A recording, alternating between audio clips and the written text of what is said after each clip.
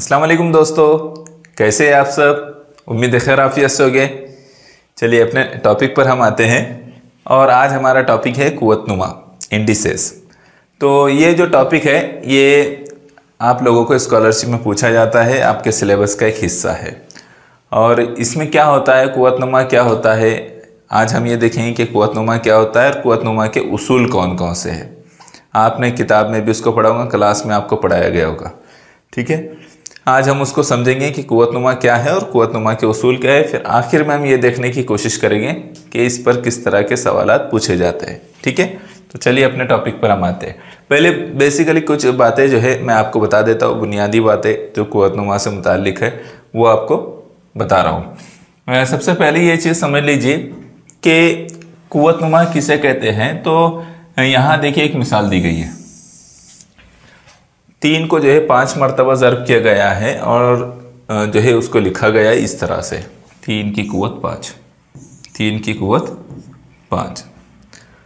तो जाहिर सी बात है कि 3 को 5 मरतबा ज़र्ब करते हुए बताते ना हुए क्या करते हैं, उसकी कुव्वत 5 लगा देते हैं।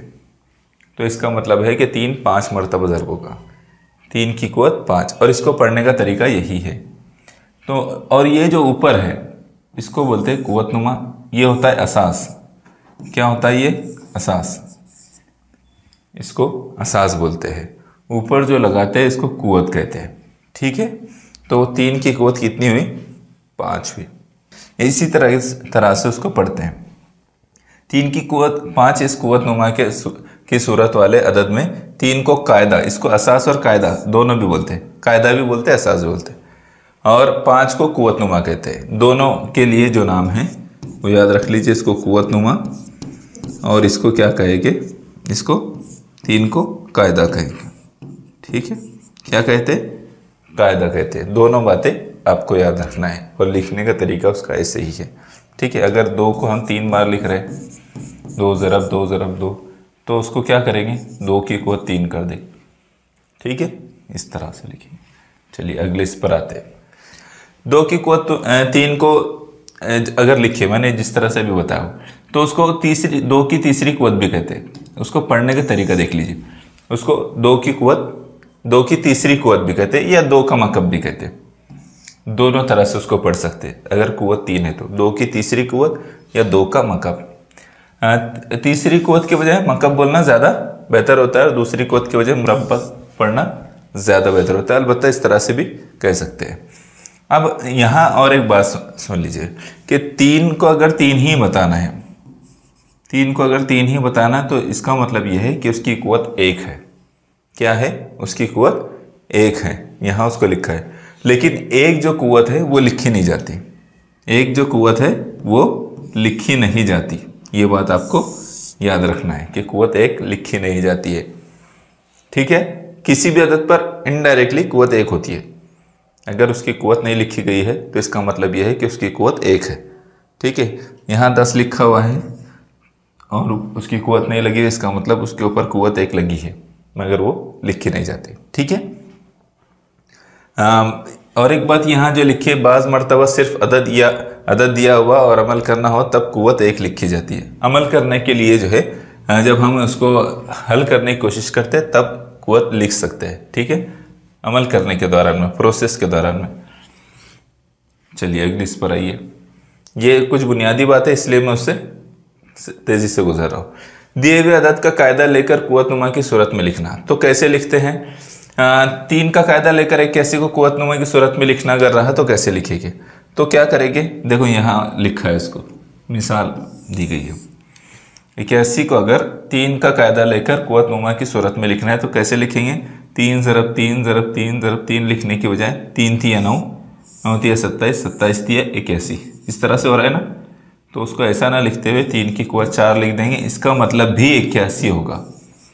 क्या होगा? 3 की कुव्वत 4 का मतलब भी क्या होगा? 81 होगा। तो अज्जाए ज़रबी करते हुए भी लिखा जा सकता है या कुव्वतनुमा दूसरे अंदाज में भी उसको बताया जा सकता है। यूँ समझ लो कि यहाँ 81 को 3 तरह से लिखा गया। एक ये तरीका है 81 लिखने का, एक यहाँ 3 की कुव्वत 4 की सूरत में, और एक ये इस तरह से 3 ज़रब 3 ज़रब 3 ज़रब 3, ठीक है। इस तरह से लिखा गया है। तो ये समझने के लिए आदात को मुख्तलिफ अंदाज से किस तरह से कुव्वतनुमा की सूरत में लिखते हैं ये यहाँ पर बताया गया है। अब यहाँ ये देख लीजिए कि कुव्वतनुमा वाले अदद की कीमत मालूम करना, कैसे मालूम करते हैं कुव्वतनुमा वाले अदद की कीमत। तो यहाँ एक मिसाल दी गई है। क्या मिसाल दी गई है? वो मिसाल है -1/2 कॉस की कुव्वत 6। ठीक है, फिर उसको यहाँ हल किया गया है। कैसे हल किया गया है? तो कॉस को हटा दिया गया, दोनों को सेपरेटली कुव्वत दे दी गई। क्या किया गया? दोनों को भी सेपरेटली कुव्वत दे दी गई। फिर बाद में एक की कुव्वत 6, एक की कुव्वत 50 भी रहेंगे तो वो एक ही रहेगा। वो क्या रहेगा?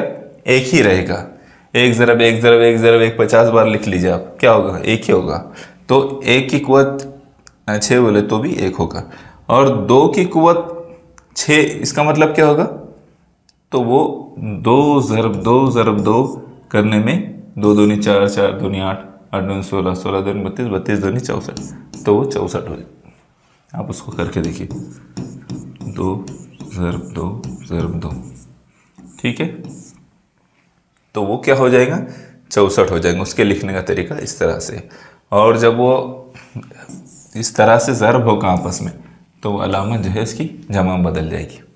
इन दोनों को ज़रब करेंगे, मनफी मनफी जमा हो जाएगा, मनफी मनफी जमा की अलामत आ जाएगी, वहाँ भी ज़रब करने में जमा की अलामत आ जाएगी। ठीक है, तो ये 1/64 आएगा। लिखने का तरीका इस तरह से भी लिख सकते हैं, ऐसे भी लिख सकते हैं। ठीक है, बात समझ में आ रही है? इन दोनों को सेपरेट कुव्वत दे दिए। कौस की कुव्वत मतलब 1 की भी कुव्वत 6 और 2 की भी कुव्वत 6। ठीक है, और उसी को कुव्वत देकर हल कर दिए। चलिए, उसकी मिसाल समझने के बाद आगे जो है यहाँ उसूल दिए हुए हैं। ये कुव्वतनुमा के उसूल है। ये उसूल जो है पहले समझ लेते हैं, उसके बाद फिर हम मिसालों पर आएंगे। पहला उसूल क्या है इसका? इसको अच्छी तरह समझ लीजिए, एक एक उसूल। ये उसूल बहुत आसानी से समझे जा सकते हैं, अलबत्ता याद रखने के हैं। इसको याद रखना पड़ेगा आपको, और जितना आप प्रैक्टिस करेंगे आपको याद रहेगा। ठीक है, देखिए पहले क्या है? ए की कुव्वत m ज़रब ए की कुव्वत m बराबर ए की कुव्वत m जमा n। इसका मतलब ये है कि जब दो अदद कुव्वतनुमा वाले आदात के दरमियान में ज़रब होगी तो उनको एक जैसे अगर अदद है, उनका कायदा एक जैसा है। जैसे 3 की कुव्वत 5 जमा 3 की कुव्वत 4, ठीक है, बराबर क्या होगा? तो इनका कायदा एक जैसा है। यहाँ पर ए क्या शो कर रहा है कि कायदा एक जैसा है, यानी 3 रहेगा दोनों जगह। तो क्या करेंगे फिर? कुव्वतनुमा में जमा हो जाएगी। सॉरी, यहाँ मैंने जमा लिख दिया ना, यहाँ ज़रब है। क्या है? यहाँ ज़रब है ये, ठीक है।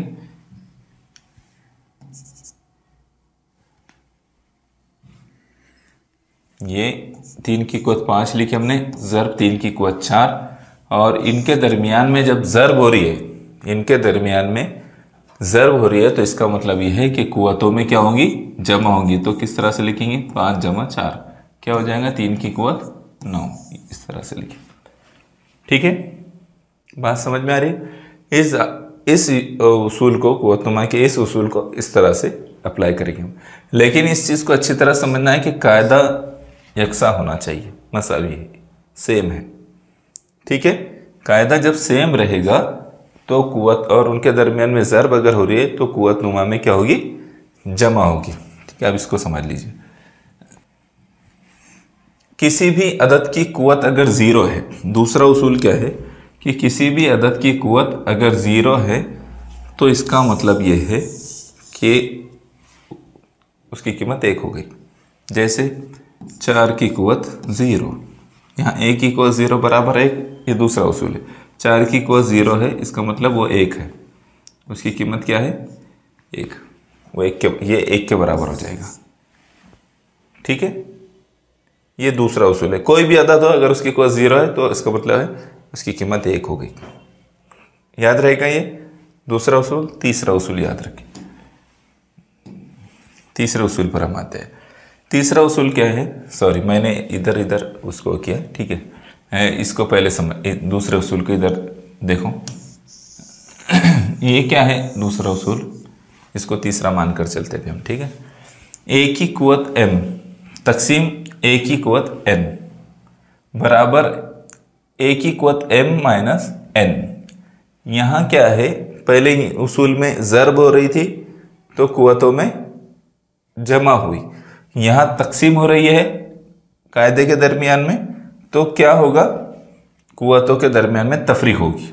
इन दोनों उसूल को इसी अंदाज में याद रखो कि अगर कायदे के दरमियान में कुवत नुमा वाले आदत अगर सेम हैं तो उनके दरमियान में अगर ज़र्ब हो रही है तो कुवतों में जमा होगी, और अगर तकसीम हो रही है तो कुवतों में तफरीक होगी। जैसे उसी मिसाल को हम लेते हैं, ठीक है, 3 की कुवत,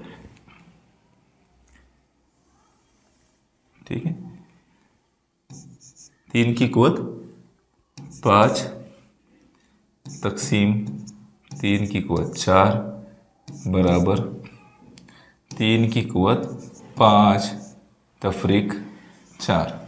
इस तरह से उसको लिखा जाएगा, कुवतों में तफरीक होगी और 5 में से 4 निकल जाएगा तो क्या बचेगा, 3 की कुवत 1, और 1 लिखा नहीं जाता है ना, कुवत 1 लिखते हैं क्या, ऑटोमेटिकली वो समझा जाएगा कि इसकी कुवत 1। ठीक है, बात समझ में आ रही है। और यहाँ m बड़ा होगा ये याद रखना है आपको, और वैसे ही इसमें सवालात होते हैं। ठीक है, तीसरा उसूल मैंने अभी आपको बताया। ठीक है, चौथे उसूल पर हम आते हैं। चौथा उसूल समझिए। चौथा उसूल क्या है कि जब कोई अदद की कुवत कौस में भी कुवत लिखी है और कौस के बाहर भी एक कुवत है, उसकी 2 कुवतें हैं, तो क्या होगा, उन दोनों के दरमियान में ज़र्ब होगी। कौस के बाहर ये n है, इसका मतलब कौस से ज़र्ब हो रही है उसकी, कौस से ज़र्ब मीन्स कौस में के अदद से ज़र्ब। ठीक है, मैं उसको एक मिसाल देता हूँ। 4 की कुवत 2 और कौस की कुवत 3। ठीक है, इसको इस तरह से लिखा गया है। तो क्या करेंगे हम, कैसे हल करेंगे उसको, 4 की कुवत 2, उन दोनों कुवतों के दरमियान में ज़र्ब होंगे, 2 ज़र्ब 3 कितना हो जाएगा, 4 की कुवत 6। ठीक है, क्या हो जाएगा, 4 की कुवत 6 हो जाएगा। बात समझ में आई। इस तरह ये चौथा उसूल है उसका। 5वें उसूल पर हम आते हैं। 5वें उसूल को समझ लीजिए। 5वां उसूल क्या है कि जब कौस में 2 मुख्तलिफ आदाद दिए जाए, कौस में 2 मुख्तलिफ आदाद दिए जाएंगे और कौस की कुवत होगी, तो इसका मतलब यह है कि वो कुवत दोनों आदादों की कुवत है। जैसे 3 ज़र्ब 5 कौस की कुवत 3। ठीक है, कौस की कुवत 3, इसका मतलब क्या है कि उन दोनों अददों की कुवत 3 है। 3 की कुवत 3 ज़र्ब 5 की कुवत 3। ठीक है, इसका मतलब क्या है, उन दोनों अददों की कुवत 3 है। आप इसको जैसे हल करते हैं वैसे हल करेंगे। ठीक है, बात समझ में आ रही। चलिए, कितने उसूल हो गए हमारे, 5। छठे उसूल को समझते हैं। छठा उसूल क्या है, छठे उसूल को देखिए। छठा उसूल क्या है कि जब कौस में a/b और कौस की कुवत m है, तो इसका मतलब यह है, बिल्कुल ऐसा ही है, बस यहाँ ज़र्ब में, यहाँ तकसीम में है।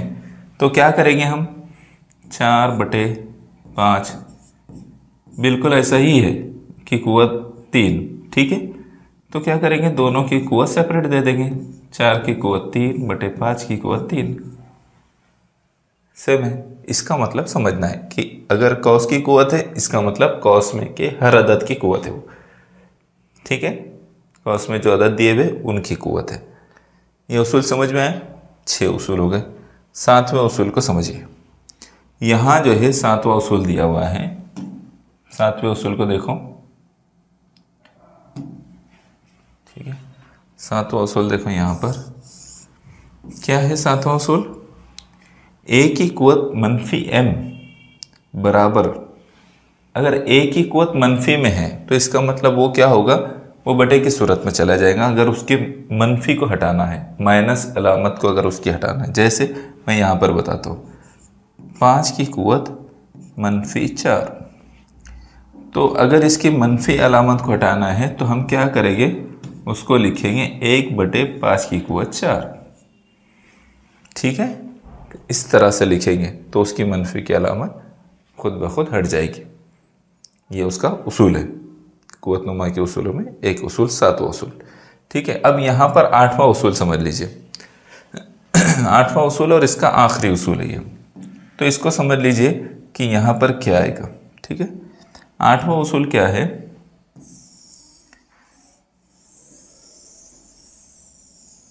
ठीक है, 8वां उसूल क्या है कि अगर n बड़ा है, n बड़ा है m से, यहाँ पर m बड़ा था ना, यहाँ अगर n बड़ा है तो क्या करेंगे, इसका मतलब यह है कि तफरीक में चले, माइनस में जाएगी बात, है ना, माइनस में जाएगी ना। अगर यहाँ पर उसी अलामत को हम जो है 4 इधर ले लेते, 5 इधर ले लेते तो क्या होता, मनफी का 1 बचता ना, तो माइनस में जाएगी। और माइनस में अगर आ रहा है तो उसको प्लस में करने के लिए इस तरह से लिखते हैं।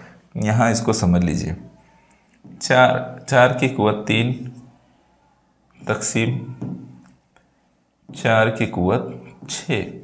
ठीक है, तो क्या होगा फिर उसका, तो उसको हम इस तरह से लिखेंगे 1/4 की कुव्वत 6 माइनस 3। ठीक है, इस तरह से लिखेंगे उसको।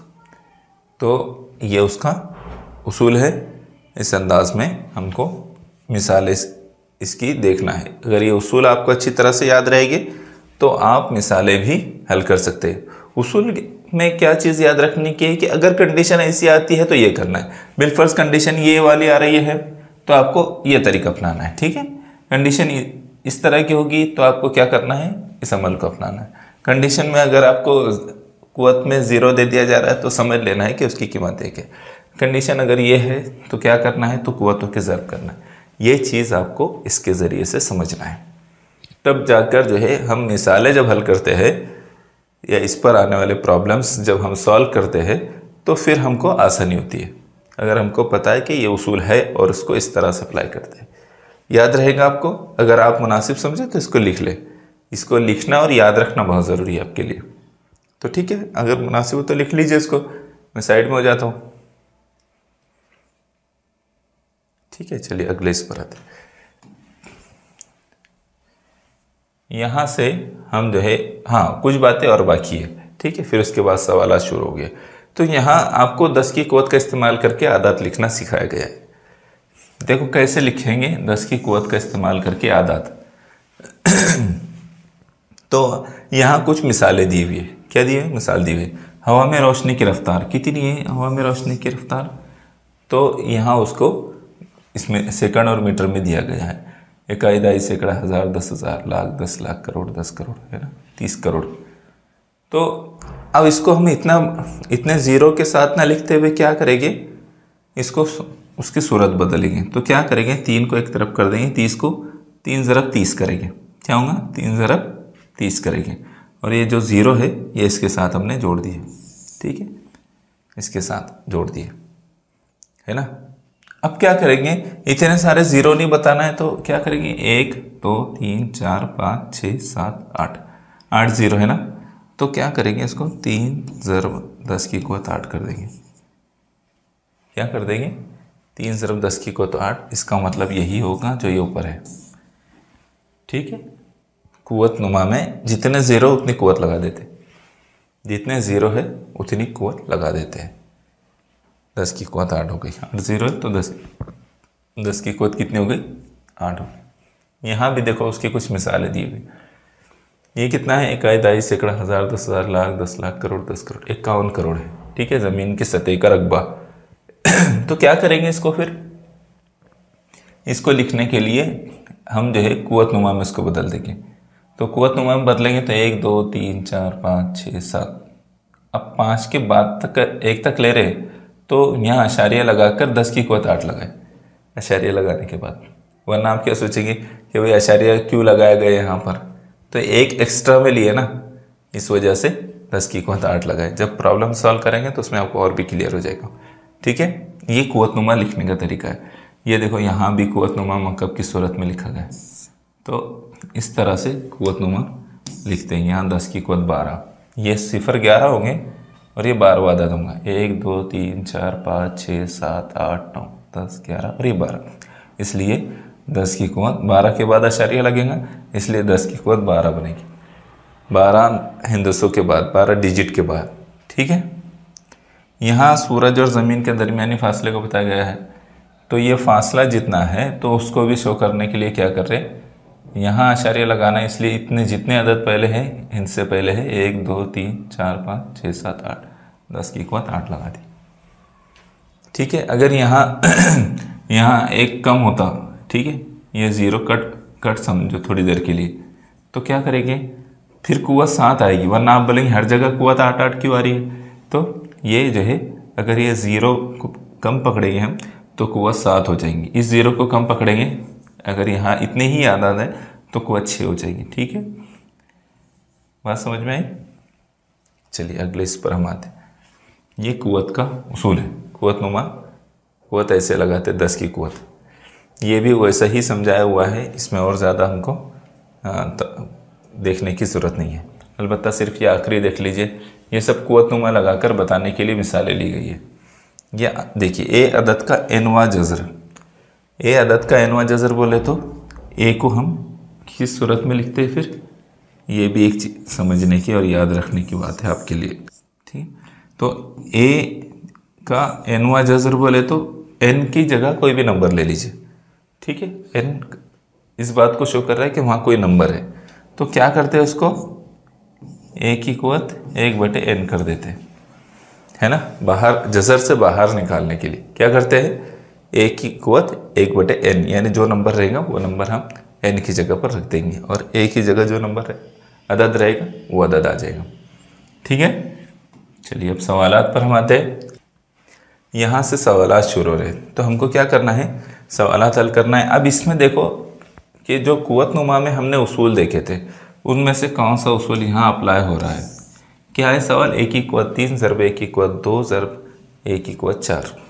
हमने पहला ही उसूल ये देखे थे कि जब कायदा एक जैसा हो, बेस जो है इसका एक जैसा हो और उनके दरमियान में ज़रब हो रही है, तो कुव्वतों की जमा होती है। तो क्या होगा फिर, ए की कुव्वत 3 जमा 2 जमा 4, है ना, कुव्वतों के दरमियान में जमा होगी, तो क्या हो जाएगा फिर, 3 जमा 2 5 और 4 9, ए की कुव्वत 9 आएगा।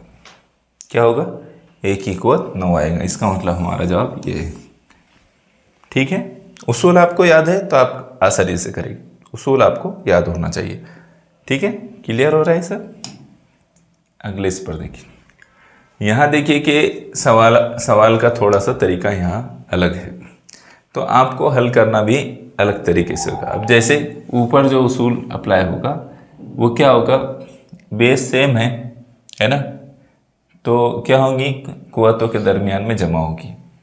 क्या होगी, कुव्वतों के दरमियान में जमा होगी। मैं यहाँ लिखता हूँ उसको, ठीक है, 3 की कुव्वत तफरीक 2 -2 और 3 की कुव्वत 2। ठीक है, और यहाँ है 3 की कुव्वत 2 ज़रब 3 की कुव्वत -1 ज़रब 3 की कुव्वत 1। इस तरह से। तो क्या करेंगे हम, ऊपर का पहले हम हल करते हैं। तो क्या करेंगे हम हल करने में, 3 की कुव्वत -2 जमा 2, वो क्या हो जाएगा, 0। 2 में से 2 गए, कितना हो जाएगा, 0 हो जाएगा। 3 की कुव्वत 0, 3 की कुव्वत 0, इसका मतलब क्या होता है, इसका मतलब क्या होता है, 3 की कुव्वत 0 बोले तो जिस अदद की कुव्वत 0 आ जाए उसका मतलब क्या होगा, 1 होगा। तो हम क्या करते हैं, डायरेक्टली 1 लिख देते। ठीक है, क्या करते हैं, डायरेक्टली 1 लिख देते, यहाँ 1 बचा, है ना। अब यहाँ करेंगे, 3 की कुव्वत सब जगह 3 3 है, कुव्वतों में जमा होगी 2 तफरीक 1, ये तफरीक वाला था क्या, नहीं ये जमा वाला था, इसलिए इसको हम इसको कट करेंगे। ठीक है, ये जमा वाला है, ठीक है, वहाँ पर तो यहाँ भी जमा होगा, यहाँ भी क्या होगा, जमा 1, कुव्वतों में जमा होगी। अब क्या हो गया, -1 जमा 1 क्या हो जाएगा, कट जाएगा, -1 जमा 1 कट जाएगा, ऊपर बचा 1, नीचे बचा 3 की कुवत 2, है ना। क्या बच जाएगा फिर, सिर्फ कुवत में 2 बच जाएगा। अब यहाँ पर 3 की कुवत 2, 1/3 की कुवत 2, 3 की कुवत 2 बोले तो 3, 3 × 3 है ना, 3 × 3 कितना होगा, 9 होगा। तो इसका मतलब हमारा जवाब क्या आएगा, 1/9। हमारा जवाब क्या आएगा, 1/9। ठीक है, उसी उसूल से हमने हल किया उसको, पहले ही उसूल में आया ये, हमने उसको उसूल के मुताबिक हल किए, सिर्फ क्या किए, 1-2 स्टेप किए तो जवाब हमारा आ गया। बात समझ में आई आपके। हमने इसको हल करने पर 2 में से 2 चला गया तो कुवत 0 बच गई, 0 ही बचेगा ना, 1 थोड़ी बचेगा। और कुवत में 0 बच गया, इसका मतलब यह है कि वदद 1 हो जाता है, तो हमने 1 कर दिया। ठीक है, 3 की कुवत 0 का मतलब 1 होगा, तो 1 लिख दिया हमने। और यहाँ उनकी कुवतों के दरमियान में जमा कर दिए, तो -1 जमा 1 0 हो जाएगा, कट हो जाएगा। और बच गया कितना, सिर्फ कुवत में 2 बच गया, तो 3 की कुवत 2 का मतलब होगा 9। ठीक है, इस तरह से इसको लिखिएगा। चलिए अगले सवाल पर हम आते। इस सवाल को देखिए, अब इसको कैसे करेंगे, -3 की कुवत 4। हाँ, तो इसको जो है कैसे करेंगे हम हल इसको। अब 3 की कुवत 4 ज़र्ब हो रहा है इनके दरमियान में, तो हम इन दोनों को करीब ले लेते हैं। क्या करते हैं, बेस से मैंने उनका, तो हम क्या करते हैं, उनको करीब ले लेते हैं। या फिर ऐसा कीजिए, पहले उसूल के मुताबिक -3 की कुवत 4 और -3 की कुवत 2 है, तो कुवतों में हम क्या कर लेंगे, जमा करेंगे, है ना। ज़र्ब हो रहा है उनके दरमियान, तो और इधर क्या है, -1 की कुवत 4। ठीक है, अब यहाँ पर क्या हो गया, -3 की कुवत कितना आ गया, 6 आ गया, ज़र्ब 1 की कुवत 4, तो उसको जब हम हल करेंगे तो वो 1 हो जाएगा, है ना, मनफी हट जाएगा उसका, 1 हो जाएगा। और यहाँ क्या हो जाएगा, -3 ज़र्ब 1 बोले तो 1 ही यही आएगा, उससे कोई तब्दीली नहीं आएगी और कुवत में 6 ही रहेगा। इसका मतलब हमारा जवाब क्या आएगा, -3 की कुवत 6, ये हमारा जवाब रहेगा। ठीक है, चलिए अगले सवाल पर आए। बात समझ में आई आपके, क्लियर हो ये। बस हमने क्या किया, वो दोनों को साथ में ला लिए, और वो जो पहला उसूल है कि ज़र्ब होंगे अगर कायदे में तो कुवत में जमा होगी, तो हमने जमा की और उसको हल की। अगला देखो, अगला सवाल, ये जो सवाल है इसका जवाब क्या आएगा। तो ये बहुत अच्छा सवाल है, ये भी उन्हीं उसूलों में से एक उसूल पर है। तो क्या करेंगे, 2 जहाँ कौस आ रहे हैं ना, तो इसका मतलब ये है कि यहाँ इन दोनों के दरमियान में ज़र्ब हो रही है, तो हम क्या करेंगे, ज़र्ब करेंगे उनके दरमियान में 5/6। ठीक है, 5/6 कौस दोनों के दरमियान में ज़र्ब हो जाएगी, ज़र्ब -7/2। ठीक है, -7/2, तो 7 1 7 और 2 2 4, 5/6 कौस की कुवत -7/4, ये जवाब आ जाएगा। कहाँ पर, ये वाला है ये। ठीक है, आगे जवाब बहुत आसान था, बस कुवतों के दरमियान एक अमल करना है और वो अमल करते ही हमारा जवाब आ जाएगा। तो ये आधे मिनट से भी कम का टाइम लेने वाला सवाल है, उसको वैसे ही हल करना है। ठीक है, आगे जवाब इसमें आपको ये याद होना चाहिए लेकिन कि कुवत इस तरह से है तो कुवतों के दरमियान में ज़र्ब होंगी और ज़र्ब करने का अमल किस तरह से होगा। ठीक है, चलिए अगले सवाल पर हम आते हैं। यहाँ देखिए कैसे करेंगे इसको। हाँ, इसको हल करते टाइम हम क्या करेंगे, इस तरह का जब सवाल आएगा, इसका मतलब ये है कि ये जो है ये पूरा अदद और ये इधर का अदद बराबर है। ठीक है, तो इसको क्या करेंगे, इसको हम अशारिया को हटा देंगे, तो क्या हो जाएगा, 1 2 3 4 5 6, तो 10 की कुवत 6 हो जाएगा, 10 ज़रब 10 की कुवत 6। ठीक है, ज़रब इधर इसको भी हटाएंगे तो क्या करेंगे, कायदा 1 2 3 4 5 6, तो 12 ज़रब 10 की कुवत -6, इस तरह से हो जाएगा। ठीक है, जब ये इस तरह आ गया तो हम क्या करेंगे, ये 10